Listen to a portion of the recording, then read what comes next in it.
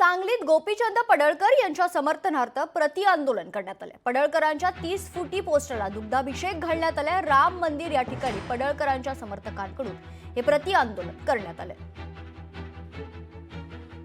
तो गावगाड्यातला तरुण जत विधानसभा मतदारसंघात 40,000च्या मताने निवडून येतो, परंतु राजकारण कायम डोक्यात ठेवून चालणाऱ्या या प्रस्थापित व्यवस्थेनं जत मध्ये चाललेली विकास कामं आमदार गोपीचंद पडळकर साहेबांना वाढणारा पाठिंबा पाहून त्यांच्या पोटशूळ उठलेला आहे। वेगवेगळ्या पद्धतीनं आमदार गोपीचंद पडळकर साहेबांना बदनाम करायचं व गावगाड्यातील एका सामान्य तरुणानं आपल्या मांडीला मांडी लावून राजकारण केलं नाही पाहिजे या अत्यंत हलक्या बुद्धीच्या विचारानं राजकारण करणाऱ्या जयंत पाटील व त्यांच्या भ्रष्टवादी पार्टीला आमचा सर्वांचा विरोध आहे। लोकशाही मराठी ऐका, पहा, जागरूक रहा।